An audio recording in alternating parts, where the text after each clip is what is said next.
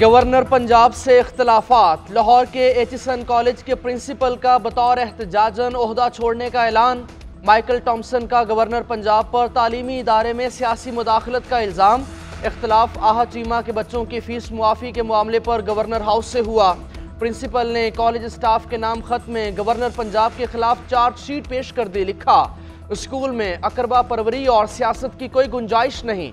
Governor house के मुतासिबाना इक़दामात ने school की गवर्नेंस और नज़्म नस्क को ख़राब किया। कॉलेज की शोहरत की हिफाजत की भरपूर कोशिश की, लेकिन चंद अफराद की खातिर पॉलिसियाँ तबाहकुन हद तक तब्दील कर दी गईं। इंतहाई बुरी गवर्नेंस के बायस इस्तीफ़ा देने के अलावा कोई रास्ता नहीं बचा। 1 अप्रैल के बाद मैनेजमेंट और दाखिलों में कोई किरदार अदा नहीं करूँगा। एचिसन कॉलेज के बोर्ड ऑफ गवर्नर्स के सीनियर मेंबर सैयद बाबर अली भी मुस्ताफ़ी इस्तीफ़ा गवर्नर पंजाब को भेज दिया। एचिसन के प्रिंसिपल ने इंक्वायरी से बचने के लिए इस्तीफा दिया। गवर्नर पंजाब बलीगुल रहमान का कहना है, आहत चीमा के बच्चों की फीस कॉलेज में ना पढ़ने के बायस मुआफ की गई। प्रिंसिपल की तनख्वाह 40 लाख रुपए है। एक साल में 100 से ज्यादा छुट्टियां करते 40 लाख रुपए तनख्वाह वसूल करने का ऑडिट शुरू कर दिया गया। वज़ीर इत्तलात अता तारड़ ने कहा, एचिसन फीस मुआफी का मामला मुख्तलिफ है। 3 साल से आहत चीमा के बच्चे एचिसन स्कूल में नहीं पढ़ रहे, वो इस्लामाबाद के स्कूल में पढ़ रहे थे। बच्चे पढ़ नहीं रहे तो फीस किस बात की देते। आहत चीमा की अहलिया ने कानून के मुताबिक फीस मुआफी की दरख्वास्त दी।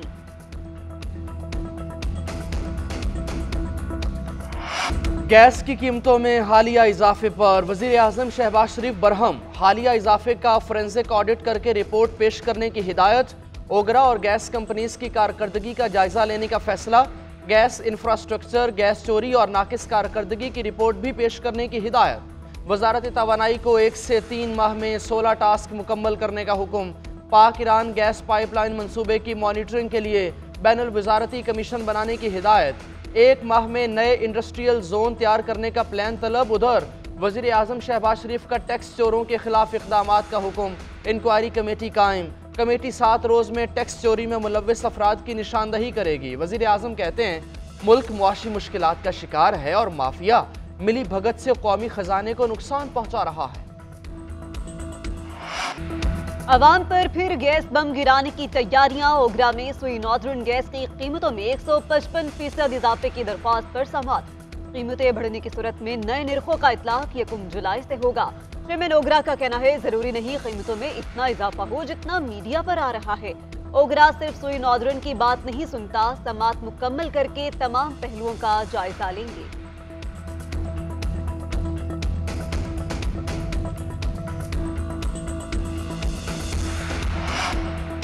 9 मई के केसेस में कितने मुल्जमान को सजा हुई, कितने बरी हुए। ज़ेर हिरासत 103 मुल्जमान में से कितने अफराद की बरीयत बनती है।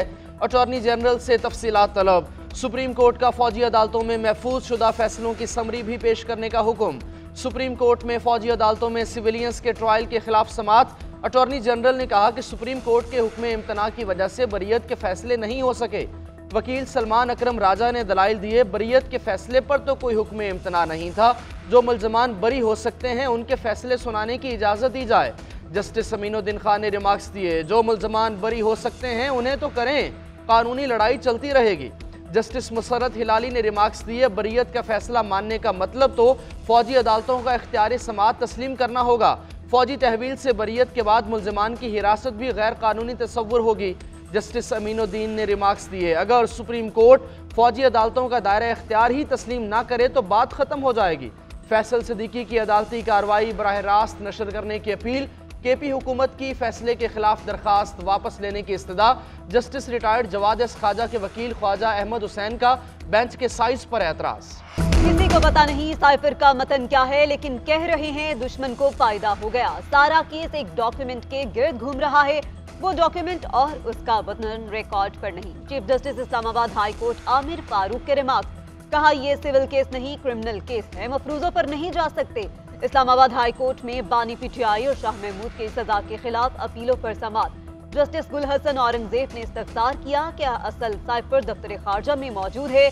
FIA प्रोसिक्यूटर ने मौक़िफ़ इख्तियार किया कि असल कॉपी दफ्तर खारजा में मौजूद होनी चाहिए। चीफ जस्टिस ने कहा कि आपको टू दी पॉइंट जवाब देना होगा। जस्टिस गुल हसन ने सवाल किया, क्या कोड खुफिया होता है और हर 15 दिन बाद तब्दील होता है। क्या बानी पीटीआई की किसी स्टेज पर कोर्ट तक रसाई थी? सलमान सफ्दर ने मौके पर इख्तियार किया कि कोई रसाई नहीं थी। जब सीक्रेट कोड ही नहीं था तो सिस्टम कैसे कॉम्प्रोमाइज हो गया?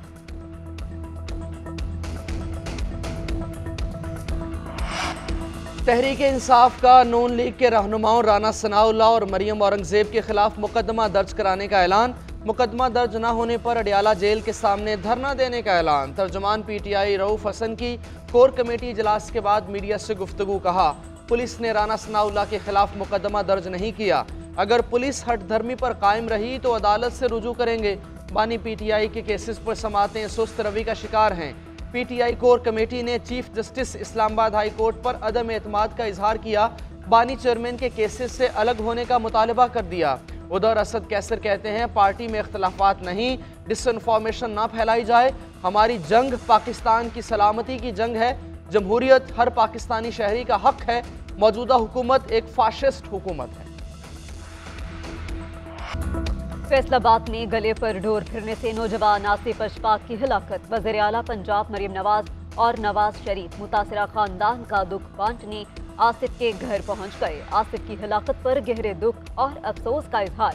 आसिफ की शादी करनी थी। आसिफ मरहूम की वालिदा हिचकियां लेकर रोने लगी। मरियम नवाज ने आसिफ अशफाक की वालिदा को गले लगाकर तसल्ली दी। नवाज शरीफ की भी मुतासिरा फैमिली को तसल्ली। बोले, सब मिलकर इस जुर्म को रोकें। खौफनाक वीडियो देखी नहीं जाती। मरियम नवाज ने कहा, पतंगबाजी तफरी नहीं, खूनी खेल बन चुका है। आसिफ अशफाक की दर्दनाक मौत पर पूरे मुआशरे के लिए लम्हाए फिक्रिया है। धारती तार बनाने, बेचने और खरीदने पर सख्त कानून। कराची में स्ट्रीट क्राइम रोकना पुलिस के लिए चैलेंज। नॉर्थ कराची में डकैती मुजाहमत पर 22 साल अब्दुल रहमान कातिल। पुराना गोलीमार एक्सल के करीब भी फायरिंग से एक शख्स जख्मी। 12 घंटे के दौरान 7 मुबैना पुलिस मुकाबले, 7 जख्मियों समेत 12 डाकू गिरफ्तार। रवां बरस मुख्तलिफ जराइम के दौरान 45 अफराद जान से हाथ धो बैठे। डकैती के 57 वाकयात रिपोर्ट। 7 पेट्रोल पंप, 118 घर लूट लिए गए। स्ट्रीट क्रिमिनल्स ने सैकड़ों शहरियों को कीमती अशिया से महरूम किया। सिर्फ रमजान के दौरान 8 अफराद को डकैती के दौरान मुजाहमत पर कत्ल किया गया।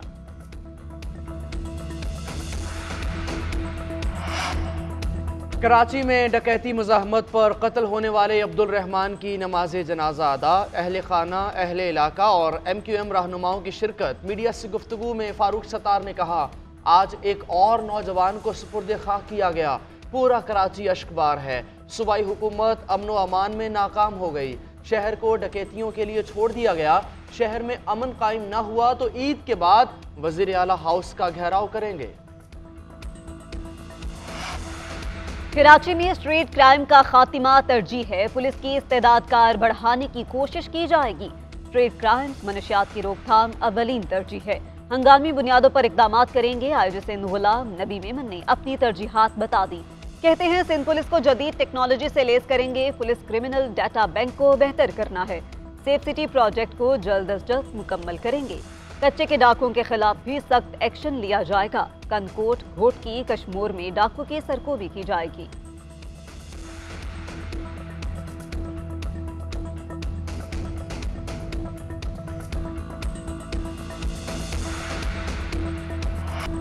इल्जाम तो लगा दिया जाता है मगर अदालत में पेश होकर मौक़िफ़ नहीं दिया जाता। चीफ जस्टिस काजी फ़ाइज़ ईसा के सहाफ़ियों को हिरासत करने के खिलाफ केस की समाअत के दौरान रिमार्क्स इस्तफसार किया। क्या इमरान शफकत पर कोई ठोस केस है? रियासत से पूछ रहा हूं कि सहाफ़ियों के खिलाफ फौजदारी जुर्म बनता था। अटॉर्नी जनरल ने बताया, मेरे ख्याल में कोई फौजदारी जुर्म नहीं बनता था। चीफ जस्टिस ने रिमार्क्स दिए कि हमने 2021 में अज खुद नोटिस लिया। उस वक्त सहाफ़ियों को हिरासत किया गया, तशद्दुद का निशाना बनाया गया। अगर उस दरखास्त पर पहले फैसला हो जाता तो आपको ये दिन देखना ना पड़ता। वो मामला FIA नोटिस मिलने से ज्यादा संगीन था। जिन्हें तशद्दुद का निशाना बनाया गया उन्होंने अपनी दरखास्तें वापस ले ली। समझ नहीं सके कि पीछे क्यों हट गए। पाकिस्तान में मीडिया और सहाफ़ियों के साथ क्या हुआ, इस पर तो किताबें लिखी जा सकती हैं। हम अदालत को इस्तेमाल नहीं होने देंगे। FIA की सहाफ़ी इमरान शफकत और आमिर मीर के खिलाफ मुकदमात वापस लेने की यकीन दहानी। केस की मजीद समाअत 27 मार्च तक मुलतवी। सुन्नी इत्तेहाद कौंसिल मखसूस नशिस्तों की हकदार नहीं। मुक़र्ररा वक्त गुजरने के बाद मखसूस नशिस्तों की फहरिस्त जमा नहीं करा जा सकती। सुन्नी इत्तेहाद कौंसिल मखसूस नशिस्तों की अलाटमेंट का केस पेशावर हाई कोर्ट ने केस का तफसीली फैसला जारी कर दिया। फैसले में कहा गया कि दरख्वास्त गुजार की जानिब से ये एतराज उठाया गया कि ये मखसूस नशिस्तें दूसरी सियासी जमातों में तकसीम नहीं हो सकती। पेशावर हाई कोर्ट के पास सूबे तक मखसूस नशिस्तों के केसेस सुनने का इख्तियार है।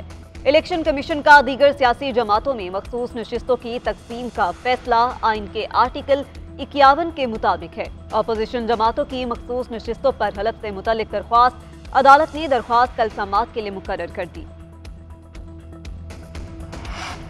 वज़ीर आला पंजाब मरियम नवाज से वफाकी वज़ीर ख़जाना मोहम्मद औरंगज़ेब की मुलाकात, मुल्क की मुआशी सूरत हाल और दीगर अहम उमूर पर तबादला ख्याल।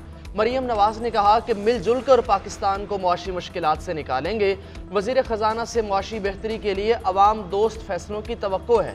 मरियम नवाज और नवाज शरीफ से तुर्क सफ़ीर की भी मुलाकात, बाहमी दिलचस्पी के उमूर और ताउन के फ़रोग पर तबादला ख्याल। हाउसिंग, सियासत, सयाहत, तालीम, सेहत और दीगर शोबों में ताउन बढ़ाने पर इत्तफाक। मरियम नवाज ने कहा पाक तुर्क तिजारती हजम में इजाफा वक्त की अहम ज़रूरत है।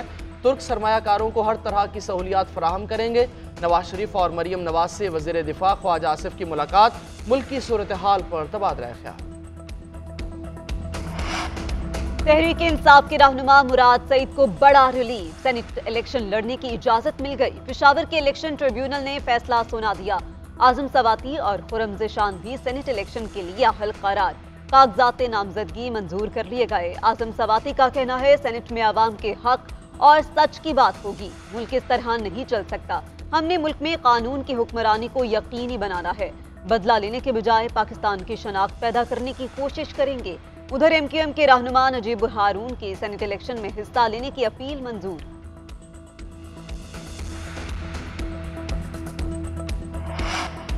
पंजाब असम्बली का हंगामा खेज इजलास, बजट बहस के दौरान हुकूमती और सुन्नी इत्तेहाद काउंसिल के अरकान में नारेबाजी, एक दूसरे के खिलाफ सख्त जुमलों का तबादला।